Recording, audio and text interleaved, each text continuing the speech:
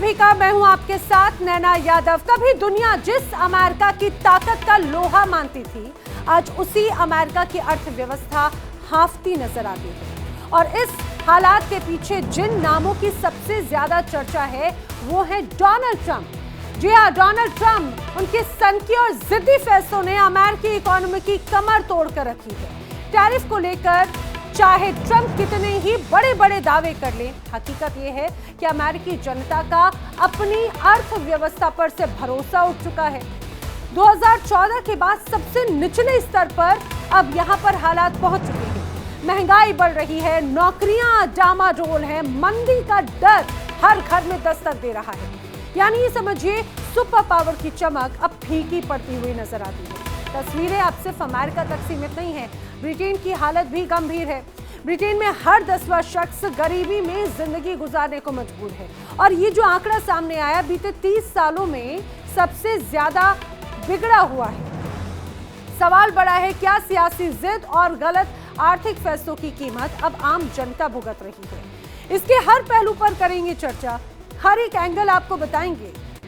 कहते हैं जो जिद करता है वही अपने ही देश को नुकसान पहुंचा देता है, और आज अमेरिका इसका जीता जागता उदाहरण बन चुका है। कभी दुनिया जिस अमेरिका की ताकत, जिस अमेरिका की सुपर पावर का लोहा मानती थी, आज वही अमेरिका आर्थिक मोर्चे पर धड़ाम हो चुका है, धराशायी होता हुआ नजर आता है। और इसका जिम्मेदार आखिर कौन है? Donald Trump. ट्रंप की सनकी और जिद्दी फैसले जिसने अमेरिकी अर्थव्यवस्था की कमर तोड़ दी है। टैरिफ के दावे, बड़े बड़े घोषणा पत्र, इन सब के बावजूद जनता का भरोसा 2014 के बाद से सबसे निचले स्तर पर पहुंच चुका है। महंगाई बढ़ रही है, नौकरियां घट रही हैं, रोजगार की संभावनाएं बहुत ज्यादा सिकुड़ रही हैं। और तो और ट्रंप इसके बावजूद कहते हैं कि भाई उन्होंने तो खरबों डॉलर बढ़ा दिए। सवाल ये कि आखिर ये गया किसकी जेब में? जनता की जेब में गया या फिर सिर्फ प्रचार के लिए? अगर अमेरिकी नागरिकों की जेब में बदलाव नहीं आया तो इसका मतलब ये स्पष्ट है कि ट्रंप के टैरिफ सिर्फ भरोसा तोड़ने और जनता को डराने के लिए है। असली फायदा दरअसल किसी और को हुआ होगा। अमेरिकी अर्थव्यवस्था पर भरोसा 2014 के बाद सबसे निचले स्तर पर है। ऐसा क्यों कहा जा रहा है, समझिए जरा। कॉन्फ्रेंस बोर्ड का कंज्यूमर कॉन्फिडेंस इंडेक्स जनवरी 2026, जिसमें ये गिरकर 84.5 पर पहुंच चुका है। कॉन्फ्रेंस बोर्ड का कंज्यूमर कॉन्फिडेंस इंडेक्स दिसंबर 2025 में था 94.2%। मई 2014 के बाद का ये सबसे निचला स्तर है। अब ब्लूमबर्ग के अर्थशास्त्रियों के सर्वे में सभी अनुमानों से भी इसे कम बताया गया है। लेकिन आखिरकार ट्रंप वही नेता है जिसने अमेरिका की आर्थिक नींव को हिलाकर रख दिया। इंडिया डेली के दिखाए गए आंकड़े ये साफ कहते हैं कि भरोसा टूट गया है, अर्थव्यवस्था सुस्त है और मंदी का डर हर घर में दस्तक दे रहा है।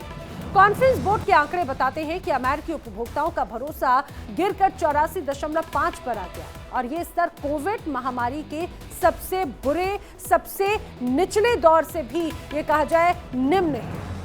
नौकरी बाजार भी अब पूरी तरह से अपने चरम पर नहीं है।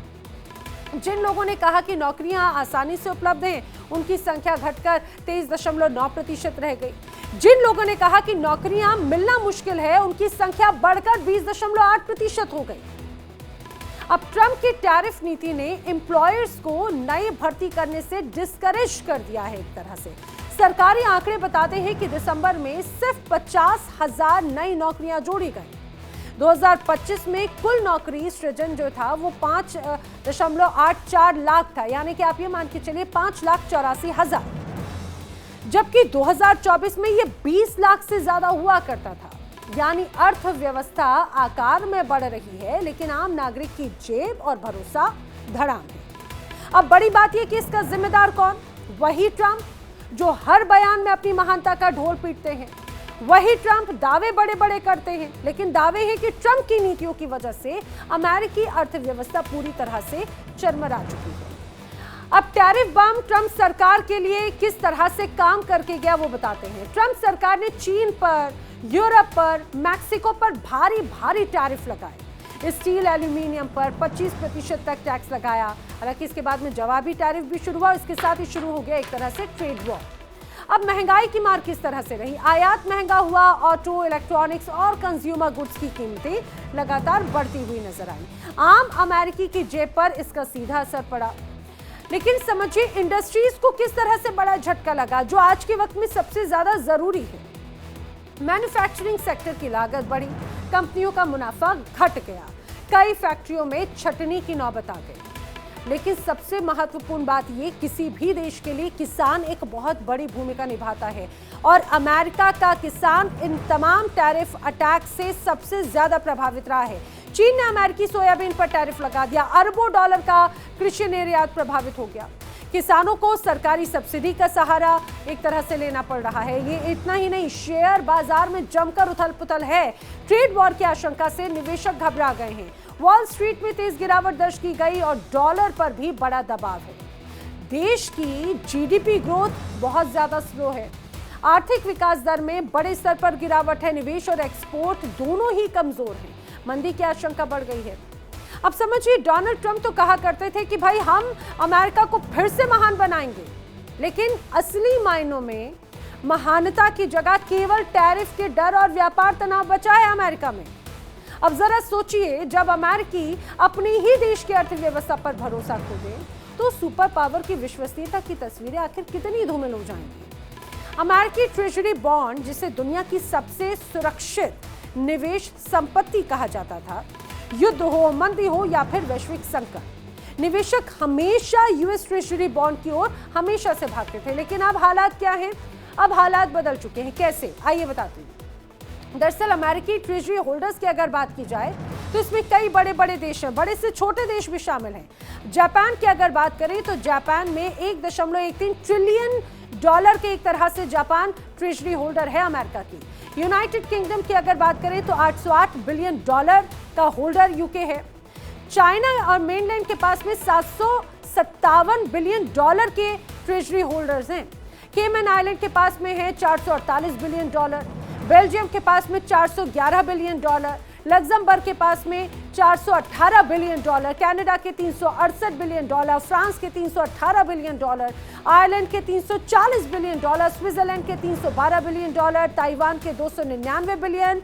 सिंगापुर के 248 बिलियन। हांगकांग के 247 बिलियन। इंडिया के 238 बिलियन डॉलर्स। ब्राजील के 228 बिलियन डॉलर्स। ये सभी अमेरिकी ट्रेजरी होल्डर्स हैं इतने बिलियन डॉलर्स के साथ में। चीन अब तक लगभग 600 बिलियन डॉलर्स के अमेरिकी सरकारी बॉन्ड बेच चुका है और भारत भी 52 बिलियन डॉलर के बॉन्ड बाजार से निकाल चुका है। लेकिन असली खबर बॉन्ड बेचना नहीं है, समझिए। असली खबर वो यील्ड जिस पर ये बॉन्ड बेचे जा रहे हैं। जो देश कभी 0.25% की मामूली सी यील्ड पर भी अमेरिकी बॉन्ड को सुरक्षित मानकर पकड़े बैठे रहते थे, आज वही देश 4.5% की ऊंची यील्ड पर भी उन्हें बेचने को मजबूर है। और ये कोई सामान्य वित्तीय फैसले नहीं है। दरअसल ये डॉलर पर भरोसे के क्षरण का एक तरह से स्पष्ट संकेत है और ये स्पष्ट दर्शाता है कि अमेरिका की नीति दूसरे देशों पर प्रभाव डाले या ना डाले, अपने देश के लिए जरूर डोनाल्ड ट्रंप बेड़ा गर्क कर बैठे हैं। आइए बात कर लेते हैं ब्रिटेन की। ब्रिटेन में हालात अमेरिका से जुदा नजर नहीं आते। जीआरएफ रिपोर्ट आई और इस रिपोर्ट के अनुसार 68 लाख लोग यहाँ पर बहुत गहरी गरीबी के जीवन में जीने को मजबूर हैं। बीते 30 सालों में सबसे ज्यादा कुल आबादी का हर 10वां व्यक्ति यहाँ पर गरीब है। दरअसल ब्रिटेन की कुल आबादी 6 करोड़ 92 लाख एक तरह से मानी जाती है, लेकिन इसमें 69 लाख लोग बहुत गरीबी में है, ये जीआरएफ रिपोर्ट में कहा गया है। इतना ही नहीं, बहुत गरीबी में रहने वाली आबादी लगभग 10% है। वेल्स, स्कॉटलैंड और इंग्लैंड के कुछ हिस्सों में गरीबी का स्तर यहाँ पर ज्यादा मापा गया है। ब्रिटेन में गरीबी गहराई से जड़ जमा चुकी है। ब्रिटेन के लोग इंतजार कर रहे हैं, लेकिन सरकार की नीतियां उन्हें निराश ही करती हैं। लोगों को लगता है कि शायद सरकार की तरफ से ऐसी कोई नीति तैयार की जाए कि उनको थोड़ी रियायत मिले, लेकिन कुछ होता नहीं है। यानी ट्रंप अमेरिका में और कीर स्टारमर ब्रिटेन में, दोनों देश वही कहानी दोहरा रहे हैं। सत्ता के खेल में जनता की पीठ पर वार। जरा सोचिए, अमेरिका और ब्रिटेन दो ऐसे देश जिनका दुनिया में बड़ा असर है, लेकिन आज दोनों देशों में आम जनता दर दर भटकने को मजबूर है। अमेरिका में ट्रंप के सन की टैरिफ और नीतियां, ब्रिटेन में कीर स्टारमर की धीमी और कमजोर योजनाएं, दोनों ने ही जनता का भरोसा तोड़ा है। महंगाई बढ़ रही है, रोजगार घट रहा है, गरीबी और असमानता में इजाफा हो रहा है। जनता राहत की तलाश में है, लेकिन नेता अपने राजनीतिक एजेंडे में इतने ज्यादा मग्न हैं कि आम आदमी बहुत पीछे छूटता हुआ नजर आता है। अप्रैल 2026 से अब जो फैसला है वो लागू होगा, ऐसा कहा जा रहा है। ब्रिटेन की वित्त मंत्री रेचल रीव्स ने नवंबर 2024 में 2 चाइल्ड लिमिट खत्म करने की घोषणा की। अब हालांकि 2017 का जो नियम था उसे खत्म करने की बात है। कंजर्वेटिव सरकार ने नियम 2017 में लागू किया था कि तीसरे बच्चे पर वेलफेयर सहायता नहीं मिलेगी। इस फैसले से लगभग 3.1 अरब पाउंड का अतिरिक्त खर्च अनुमानित एक तरह से बताया गया, लेकिन इस कदम से बाल गरीबी में कमी आने की उम्मीद जताई जा रही है। यानी कि 2 चाइल्ड लिमिट खत्म करने के लिए एक तरह से एक्शन लेने की बात है, लेकिन ये क्या काफी है क्या? अब जेआरएफ की चेतावनी इसमें साफ तौर से नजर आती है। फैसला ये जरूर है, लेकिन सिर्फ ये फैसला अकेला काफी नहीं होगा। अब मजबूत नीतियां अगर नहीं बनी तो ये मान के चलिए गरीबी से उबरने की रफ्तार पूरी तरह से रुक सकती है। सरकार ने 2 चाइल्ड लिमिट हटा जरूर दी, लेकिन विशेषज्ञ कहते हैं कि सिर्फ यही कदम पर्याप्त नहीं है। गरीबी मिटाने के लिए ठोस रणनीतिक और बड़े कदम उठाना बेहद जरूरी है। और इसके बावजूद ब्रिटेन के प्रधानमंत्री क्या कहते हैं? भारी टैक्स नीति, धीमे सुधार और कमजोर सामाजिक सुरक्षा योजनाओं के पीछे वो जनता को राहत देने में नाकाम रहे। सवाल यही है, क्या ट्रंप और कीर स्टारमर अपनी सत्ता की भूख में जनता का भविष्य बर्बाद कर रहे हैं? क्या आम आदमी इन सुपर पावर देशों में केवल आंकड़ों का हिस्सा बनकर रह जाएगा?